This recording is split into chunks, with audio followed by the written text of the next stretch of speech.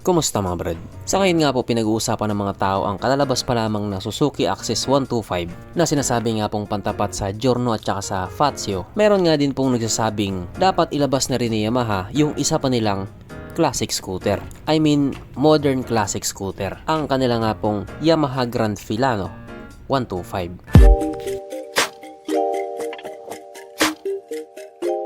Pero syempre bago tayo magpatuloy, kung bago ka pa lamang napadpad dito sa aking walang kwentang channel, huwag ko na subscribe. So yun na nga, may mga nagsasabi nga po na mas maganda kung ilabas na lang ni Yamaha ang isa pa nilang modern classic na scooter. Ang kanila nga pong Yamaha Grand Filano 125.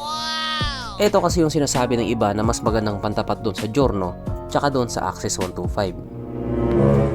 Kung sa bagay, kung titignan din naman natin kasi yung pormahan nila, mas compatible nga po silang magkatunggali. I mean, may pagkakahuig kasi sila. Pero may kanya-kanya din silang taglay na kagwapuhan. Magkaalaman na lang pagdating sa specs at mga features. Kaya dahil dyan, pag-usapan na lang muna natin kung ano bang meron sa motor na ito at kung gaano nga ba talaga siya kaganda. So ito nga po ang Yamaha Grand Filano 125 na merong 124.8 cubic centimeter engine displacement, 4-stroke single cylinder, single overhead come with 2 valves. Powered by Blue Core Hybrid Technology, nang ibig nga pong sabihin mas pinalakas na makina at mas pinatipid pa sa gasolina.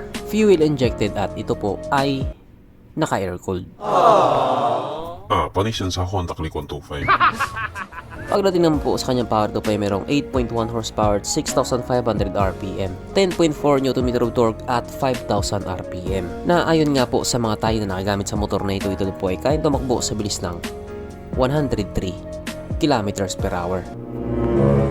Pero kapag dinala sa Pilipinas yan, magbabago din naman ang top speed niyan. Mas lalong bibilis pa yan. Ang kanyang tangke ay kayang magkarga ng 4.4 liters fuel ng capacity na kumukonsumo naman po ng 60 to 80 plus kilometers per liter.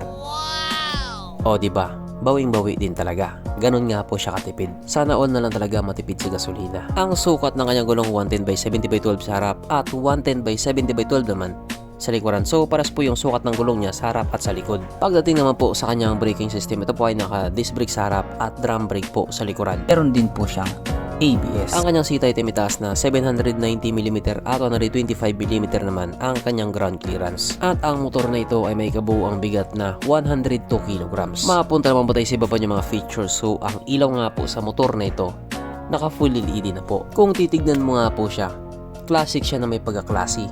Classy na classic. I mean, para siyang social na classic. Kung yung Giorno nga po medyo astig tingnan, ito naman siya para siyang sexing tignan, para siyang may pagka-feminine. Yun po ay opinion ko lang. At kung ano din yung opinion mo, walang may pake.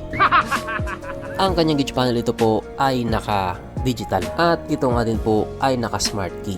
Naka-keyless na po siya. Pero may variant din naman po naka-susi lang.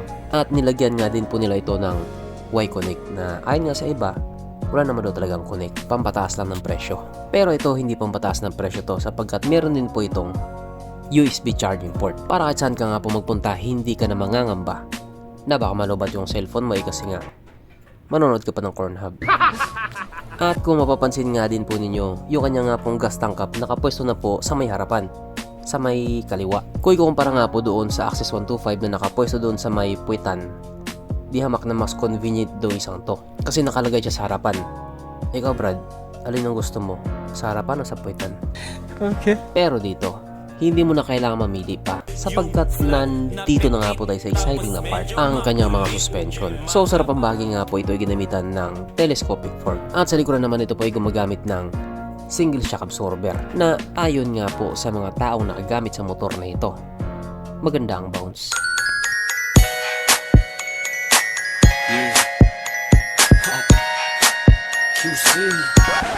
Syempre ano pa ba? Meron pang isa.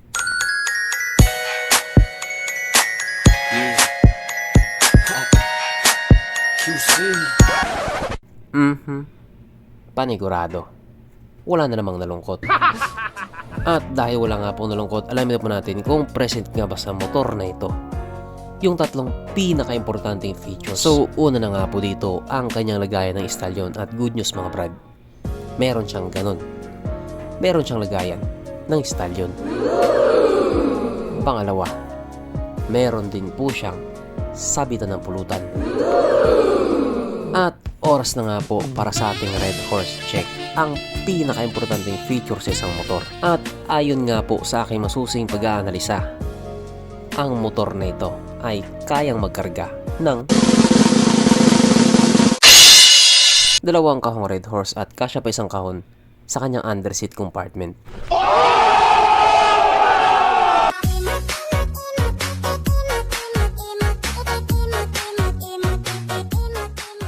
So therefore, ang motor na ito ay talagang highly recommended. At regarding naman po sa kanyang presyo, doon nga po sa Thailand, ito ay nagkakalaga ng 77,900 Thai baht. Na kung i-convert nga po natin into Philippine peso, ito po ay papatak ng 139,000 pesos. Oh shit, not good.